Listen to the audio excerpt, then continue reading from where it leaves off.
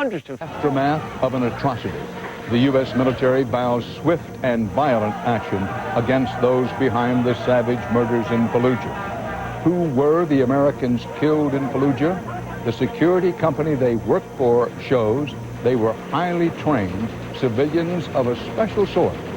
On-camera beatings of young inmates by guards at a California lockup draws protests and an investigation. You'll see the inside story. And he says winning the lotto is no big thing. What would you say about $239 million?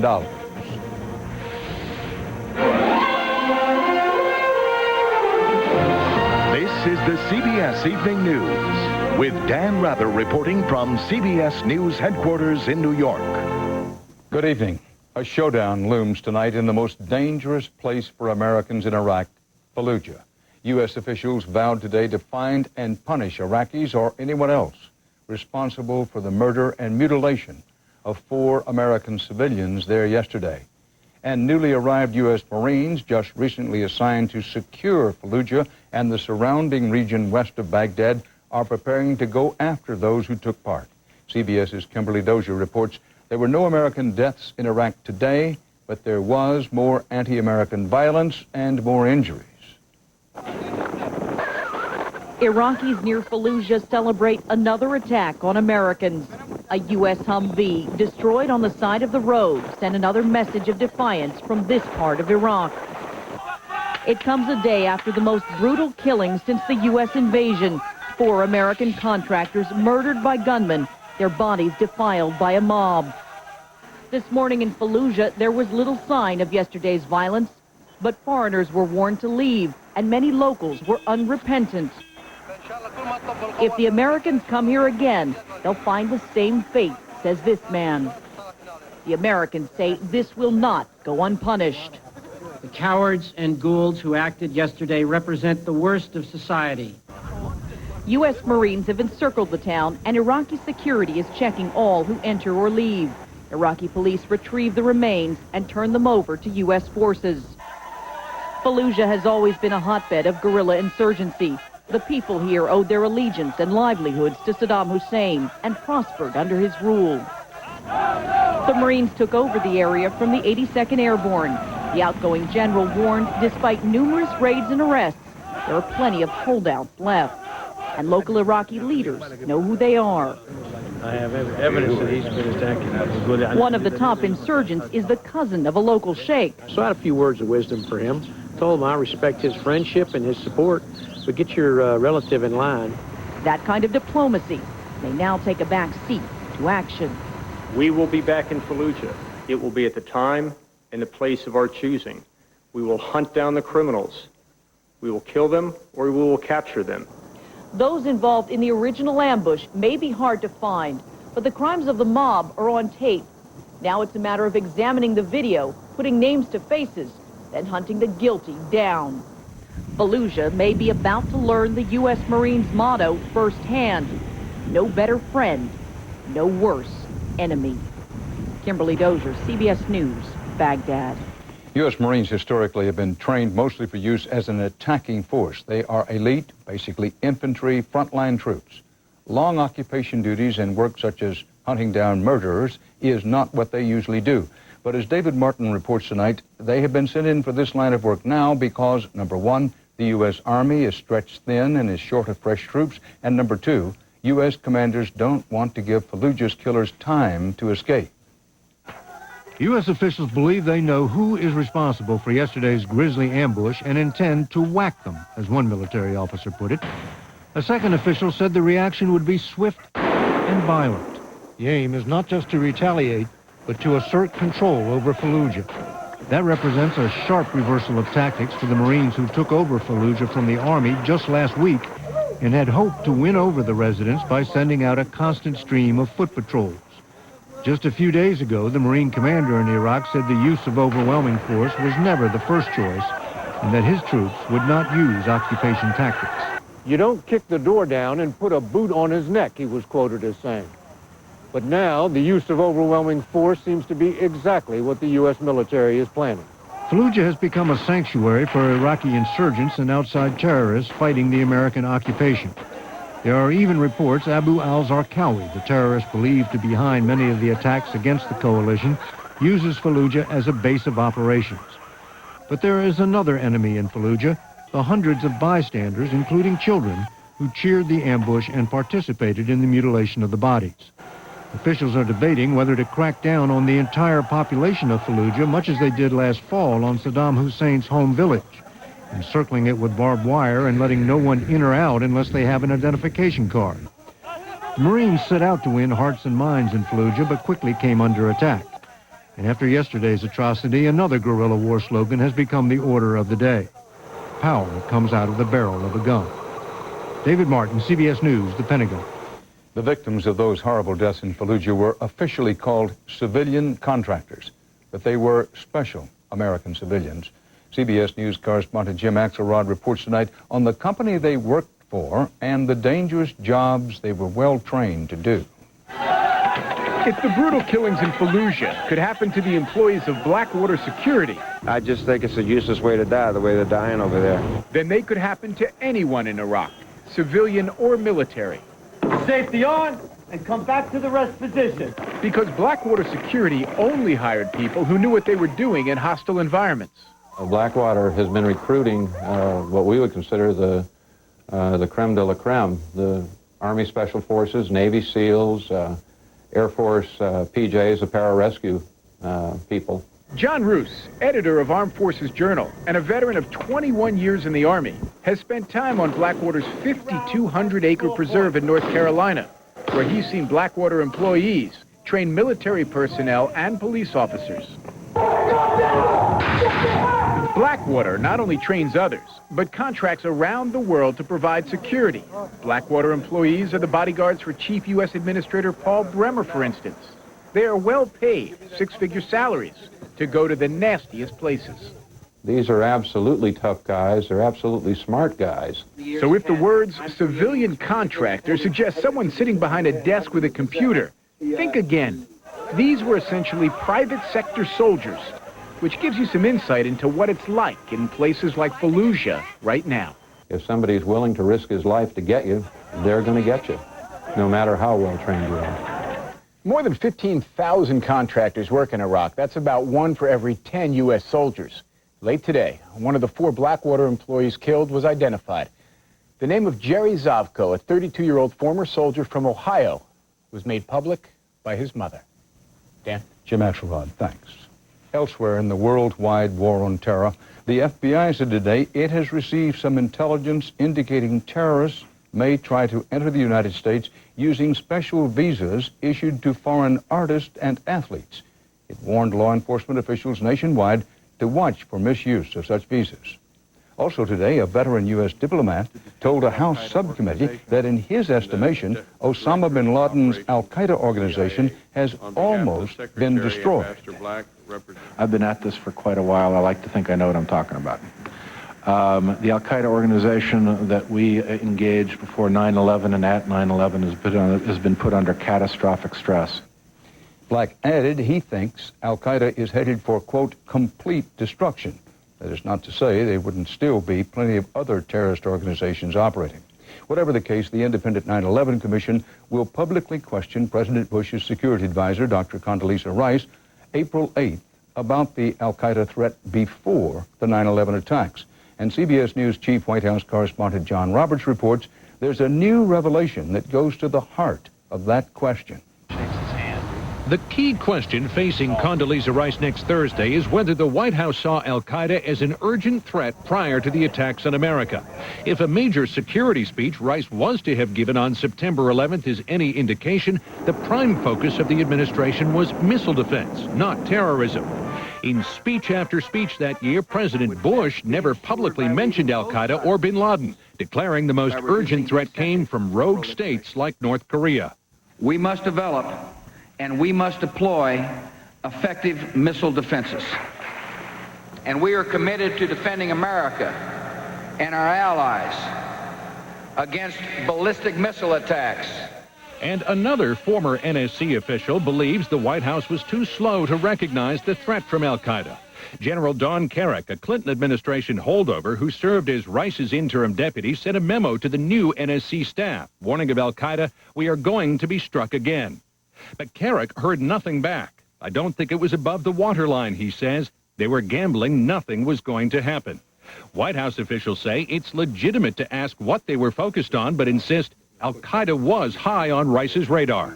She was focused, and the president was focused, and members of the National Security Council were focused from the first days of the administration on the threat from al-Qaeda, as well as other threats in the world. To underscore that claim, the White House today disclosed the contents of a national security strategy prepared before 9/11 that called for military action against terrorism. It directed the Secretary of Defense to plan for actions against the Taliban in Afghanistan and for plans against al-Qaeda and associated terror facilities in that country.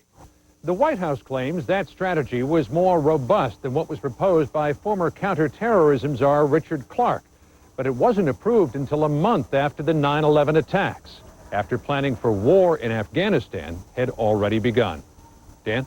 John Roberts reporting live at the White House. Thanks, John.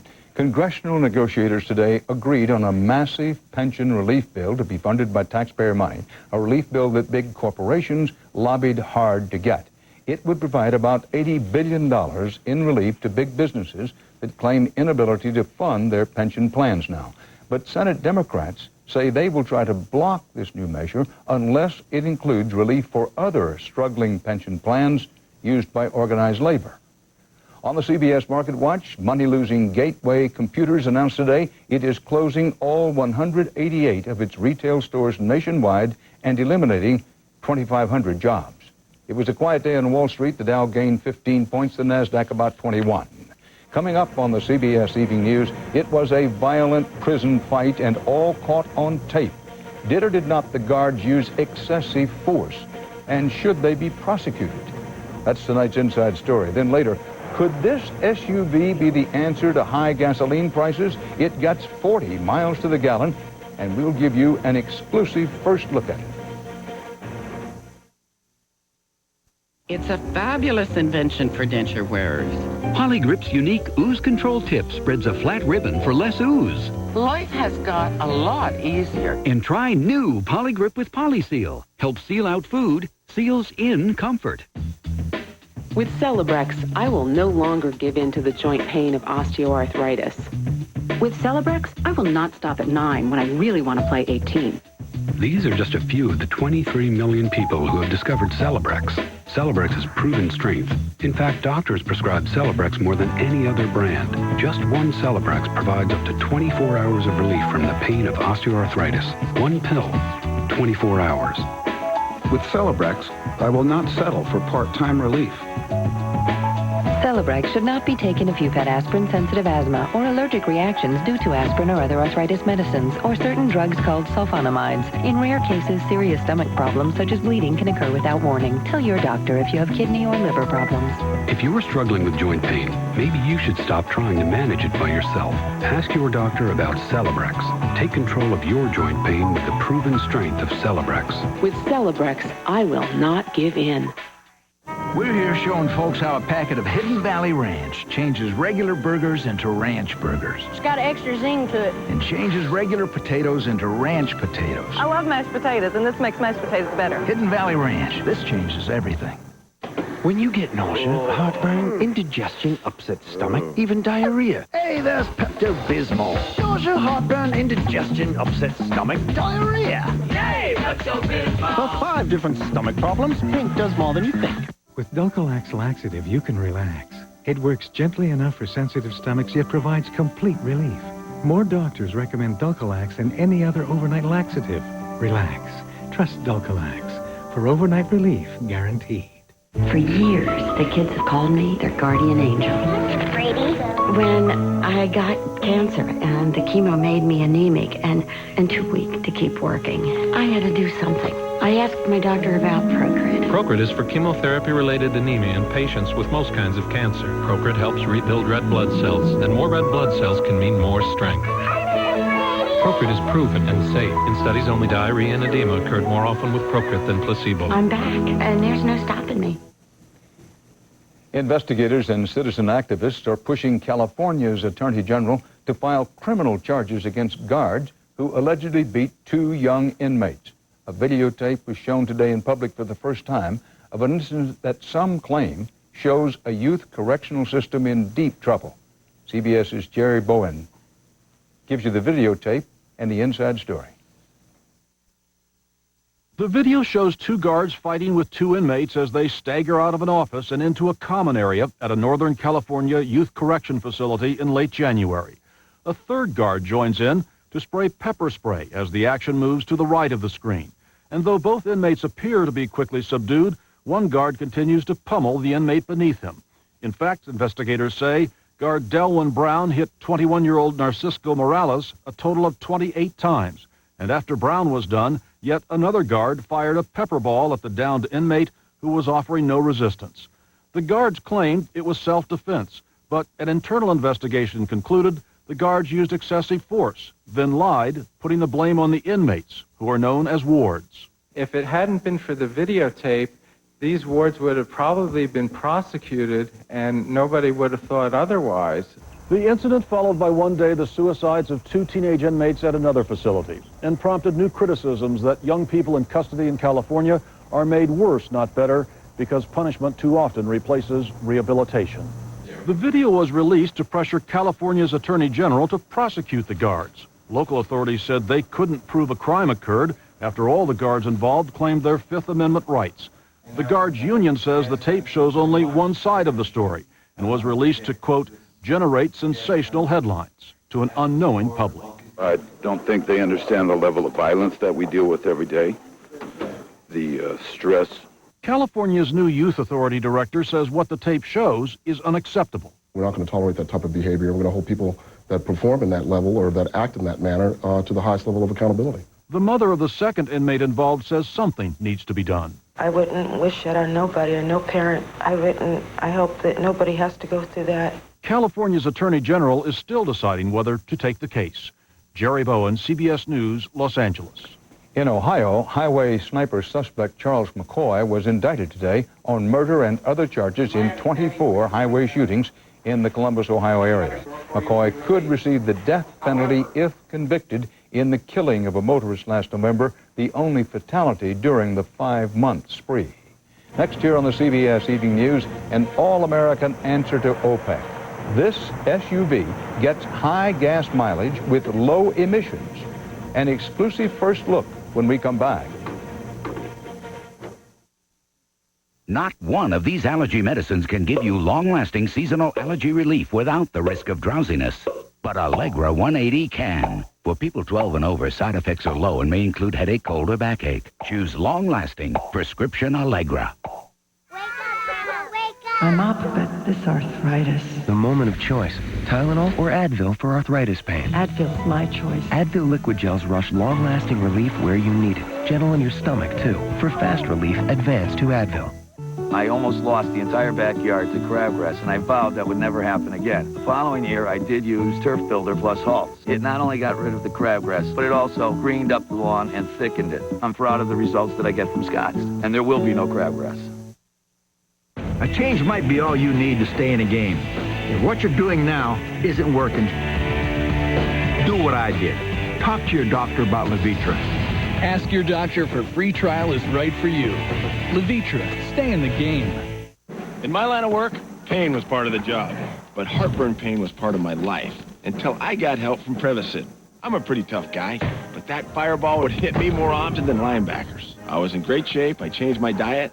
I had enough chalky tabs to line a field with. Still, the heartburn came back. My trainer and I thought it might be serious, so I finally took a time out to see my doctor. He broke it down like this. 1, I had acid reflux disease. 2, acid causes pain and can lead to damage. And 3, he prescribed Prevacid because it helps prevent acid. Heartburn pain and damage is caused by acid backing up into the esophagus. But one Prevacid once a day helps prevent the acid, stops the pain, and allows your body to heal. Now I'm retired, and with Prevacid daily, my heartburn is too. Prescription Prevacid has a low occurrence of side effects such as diarrhea, abdominal pain, and nausea. Other serious stomach conditions may still exist. Ask your doctor for more information, and if Prevacid is right for you, help prevent the acid with Prevacid. Okay, I open the thermocare box, and I think, wow, this is What is this? And while I'm wondering what a heat wrap does, I realize, whoa, it gets hot. Then I put it on my aching back and it really starts to sink in. The heat, I mean. It's like a heating pad without the cord. It goes anywhere. And before long, my aching back is not aching anymore. I feel like I could do backflips. Bad idea. Getting squeezed. Tomorrow, one big reason doctors are getting hit with huge insurance hikes and why you're paying for it. A consumer alert on the CBS Evening News with Dan Rather. Tonight, CBS gives you an exclusive first look at a new SUV made in America that averages about 40 miles to the gallon of gasoline. You heard that right, 40 miles to the gallon, thanks to hybrid, which is to say mixed power. CBS's Bob Orr gives you a look under the hood for tonight's Eye on America. Dodging traffic, this Ford looks like any other SUV on the road, but it's far from ordinary. This SUV is the first American hybrid. Yep. So we came to Ford to check out the Escape, which uses a gasoline engine, an electric motor, and a big battery hidden in the back. Right now, you are propelling yourself on an electric motor only. No fuel is being expended, no emissions. In driving the hybrid, we found that a lot of the time the car runs quietly with the gasoline engine off. So at this moment, we're consuming no fuel. And listen. Very quiet. Nothing. To Escape's chief engineer, Mary Ann Wright, silence means 40 miles a gallon. But hit the accelerator. You've now asked for enough power that the engine has to kick in. So we're charging the battery as we go. We're charging the battery as we go. And that's the cool thing, because you don't have to plug it in. Despite Ford's splash with the first hybrid SUV, Honda and Toyota have been making smaller hybrids for years. And lately, the cars have been hot sellers. One of the biggest fans of hybrids, Bill Ford. Toyota came out with this technology 5-6 years ago. Right. You guys are the first of the big three to bring it to market. Is the market ready for it? Do you have customer demand? Yeah, we think we absolutely do. And I think the issue is going to be how many we can make. It's not how many we can sell. The challenge of the hybrid is not the technology, but the economics. These cars cost much more to build. Now the question is, will people pay more, perhaps thousands more, to drive them? While Ford hasn't priced the hybrid yet, analysts expect it to cost a few $1,000s more than the gasoline-powered Escape, which sells for about $22,000. But even with gasoline spiking over $2 a gallon, skeptics question whether hybrids are worth it. It's all a matter of cost. Are you going to make back $4,000 in fuel economy savings in the time that you're going to own the car? For most people, the answer is no. But for Ford, the answer is yes. GM and Toyota are in the rear-view mirror, introducing SUV and truck hybrids later this year. But the plucky Escape will be the first. And in the auto industry, being first on the road usually means winning. In Dearborn, Michigan, I'm Bob Orr for Eye on America. In Maine, a gas pump explosion has led to drunk driving charges against the driver of a pickup truck. A surveillance tape shows the truck slamming into the pump, then backing away as the pump burst into flames and bystanders fled. Another driver followed the suspect to his home in New Hampshire, where he was arrested. Still to come on the CBS Evening News, how would you spend $239 million in lottery winnings? This down-home Virginia couple will tell you how they're going to next. Because dogs age so much faster than we do, even just 4 weeks can make a world of difference to them. Feed your dog Imes and begin to see signs of a healthier pet in 4 weeks, like a soft, shinier coat, strong, firm muscles, healthy vitality, and healthy digestion. Just 4 weeks, it can make the difference of a lifetime. Imes, good for life. Allergies used to take the fun out of games. Now, I'm Claritin Clear. Today, I found another level of clear. Claritin Clear. Claritin Clear means non-drowsy 24-hour relief from your sneezing, runny nose, and itchy eyes. Up here, I gotta be alert. Claritin relieves my toughest symptoms without putting me in a fog.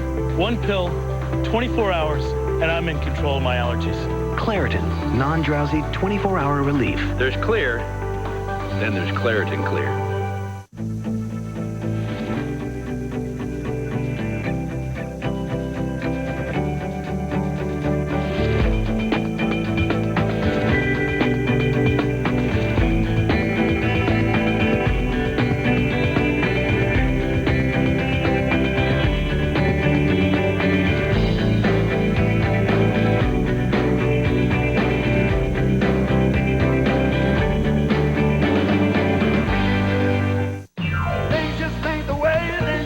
different generation needs a different kind of denture adhesive.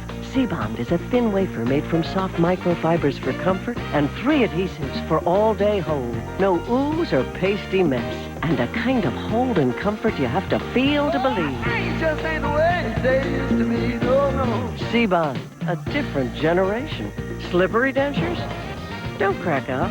The C-Bond bath has a special lock-on safety basket for secure handling.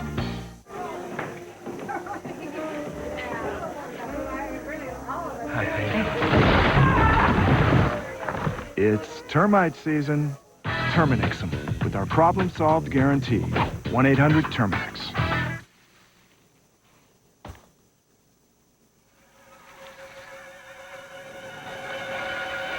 It's termite swarm season. Terminix them with our problem-solved guarantee. 1-800-TERMINIX. An area couple is robbed by a man pretending to be a cop. They share their story in hopes it can keep you safe. The story next. Our last story tonight is about a nice guy who finished first. He and his wife just hit it big, did they ever, in the Mega Millions lottery. And as CBS's Wyatt Andrews shows you now, they've also got mega personalities and plenty of heart. He's a career truck driver who calls his wife sweetheart and dangles a toothpick from his lips. But J.R. Triplett is also a mama didn't raise no fool kind of guy. For 6 weeks, he sat on a $239 million jackpot while he lined up tax and investment advice.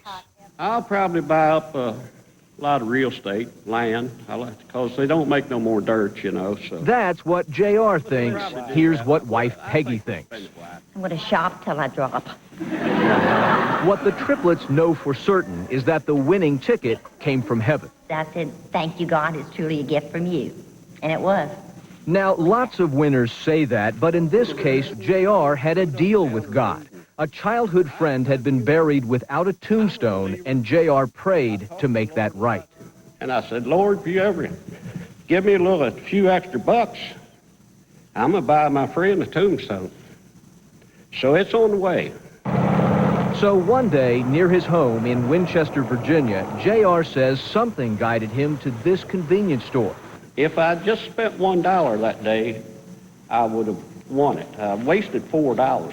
Their story is so admirable, so perfect, lottery officials had to swear this was no April Fool. I've been a poor boy. Now I'm a rich man. Nice guys just don't win $100 million after taxes, but no kidding, as an afternoon rainbow rested over Winchester, maybe this was one of those days. Wyatt Andrews, CBS News, Washington. A rainbow with a real pot of gold at the end, and part of our world tonight. For the CBS Evening News, Dan Rather reporting. Good night. For news 24 hours a day, click on CBSNews.com, brought to you in part by Walmart, saving you and your family time and money with everyday low prices.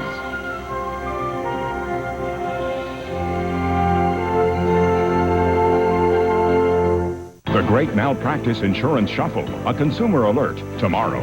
Experience CBS News. Next on Coin 6 News at 6. He wanted to know if we had any guns in the house. And I said, yeah.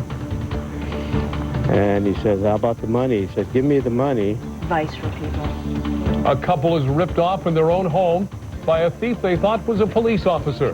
Learn how not to become the next victim. 2 teens who escaped from an Oregon youth detention center are back behind bars, but not before an incredible chase caught on tape. And we'll take you back to the last public inquest when a black man died at the hands of Portland police. See what that jury decided was the manner of death and how it helped calm tensions in the city. Now, with Julie Emery and Jeff Gianola, this is Coin 6 News at 6. Good evening and welcome to Coin 6 News at 6. I'm Mike Donahue in for Jeff tonight. And I'm Julie Emery. We're glad you're with us. We do have a warning, though, about a con man who's impersonating a police officer. It appears he's preying on elderly people. The man convinced a couple living near Northeast 83rd